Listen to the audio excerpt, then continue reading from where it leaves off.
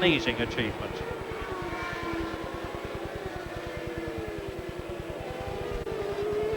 Alesi is still fifth, and sadly, although Prost was challenging in fourth place for quite a long time at the beginning of the race, neither of the Ferraris, again in the 10th race of the year, have shown any real signs of getting back to the front. Yes, well, dealing with Alesi first, what worked for him in Germany, which was to take a more conservative, harder compounded tyre, that tactic of gambling on tyres worked in Germany but failed here, and I would think that Alesi's relative disappointment in the race was a lot to do with his tyre choice. Prost was certainly quick on his own while he lasted, was as quick as anybody on the circuit, and he was running with that leading group of Senna and the two Williamses.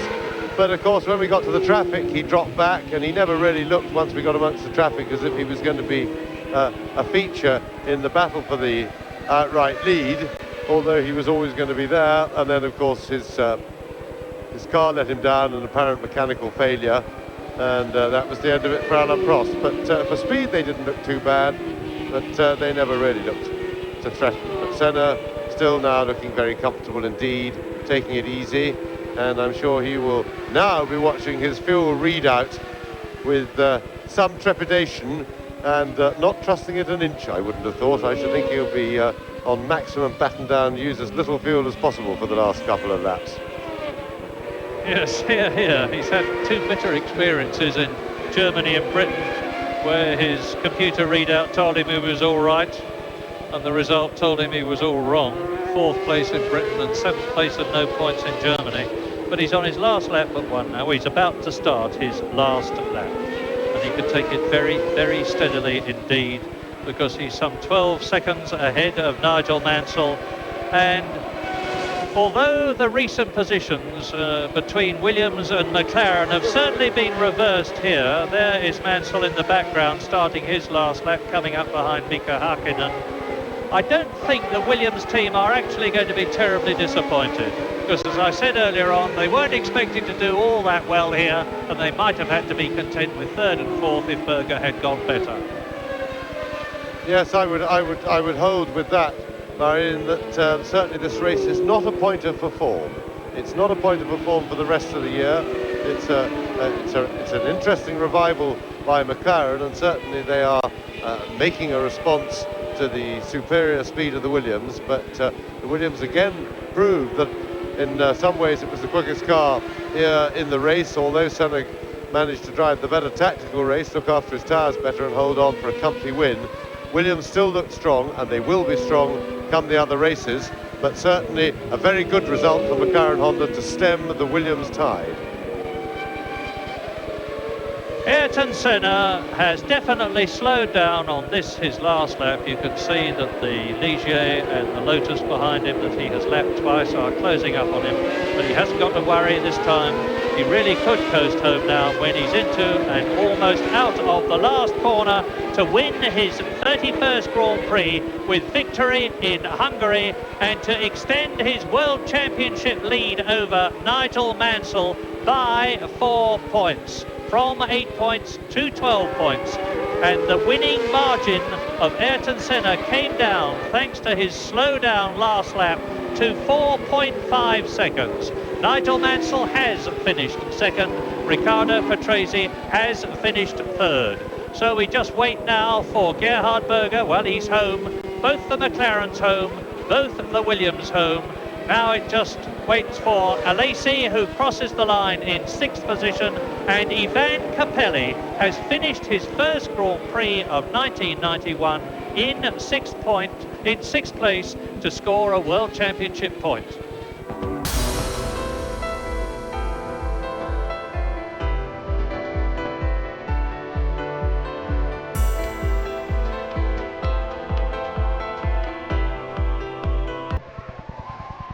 The champion, Hungary for 1991, Ayrton Senna, 2nd place going to Nigel Mansell, 3rd to Riccardo Patrese. I would imagine this gives Ayrton Senna a lot of confidence, Alan Jones. It sure does. I mean, James Murray was saying a little bit earlier on that this is not a circuit to show any type of form. But if nothing else, it's shown Senna's form. I mean, he controlled that race. I think it's probably one of his best races ever. I mean, he came under enormous pressure early on, and he drove a very tactical race. And I think his drive was fantastic. They all look very, very tired. It's obviously very hot.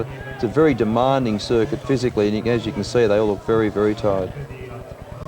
Well, let's go through the official results for this Grand Prix. Everyone's getting a bit of bath in the champagne. That's Ron Dennis from McLaren that you can see. Okay, well, as you can see here, Ayrton Senna, another victory to him over Mansell, his main rival for the championship. From his teammate Patrese, Gerhard Berger in 4th place, John Alesi 5th, and Ivan Capelli in the Leighton House in 6th place. World Drivers' Championship. Right, well, Senna now extends his lead from Mansell over Patrese. Berger still in 4th, Alain Prost in 5th, and Nelson Piquet still in 6th place there.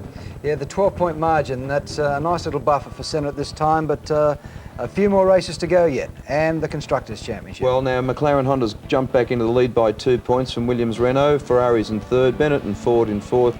Jordan 4th has crept up into 5th from Tyrrell Honda in 6th place. All right, a segment that's proved a real winner. It's been called In the Pits. Let's take a look at some of the headlines.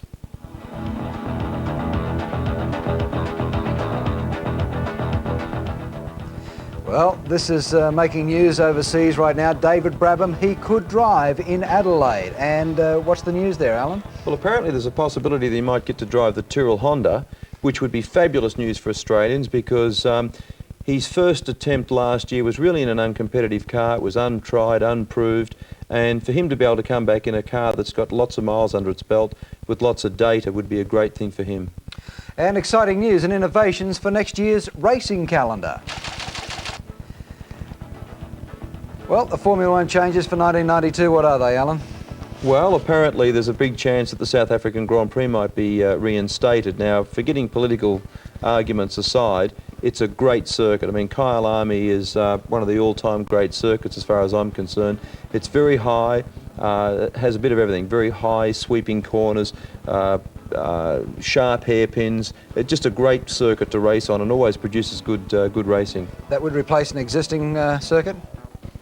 I would imagine so, but I wouldn't be at all surprised if it's the one we saw tonight. Okay, hungry. And wouldn't be a week that goes by that Ayrton Senna doesn't make the news.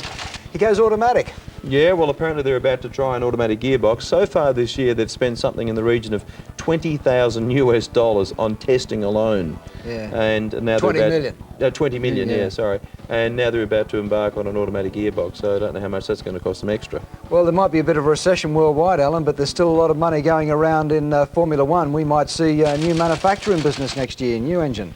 Yeah, well, there's Audi and Porsche. Well, actually, Porsche's already in it, and they've had to pull out because they've been singularly disappointing and the results have been pathetic. They've built a very big, large engine, which I said at the beginning of this year, I thought the engine, along with other people that know a lot more about it than myself, said that it was too big and too heavy, and it's proven to be that way. But Audi are making noises about coming in, and I've still got my suspicions that the old BMW have got an engine tucked away somewhere. Well, that's a good cue. We couldn't leave the evening without congratulating you. Second place, last race of the Australian Touring Car Championship at Oran Park in the BM.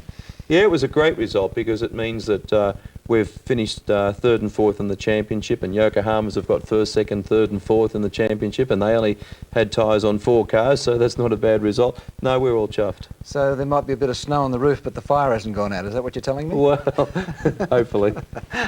Thanks very much, Alan. Next coverage of the Belgium Grand Prix from Spa on the 25th of August, 11:30, as the countdown continues to Adelaide.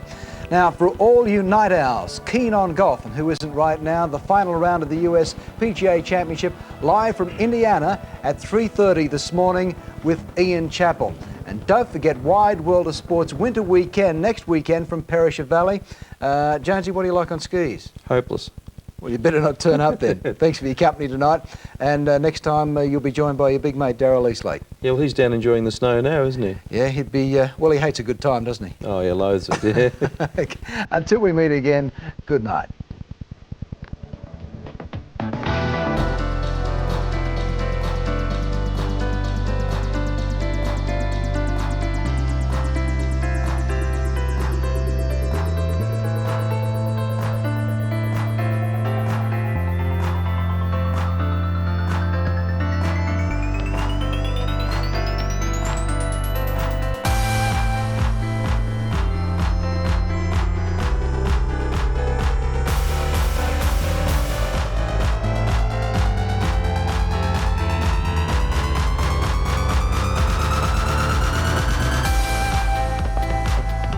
This has been another presentation from Nine's Wide World of Sports.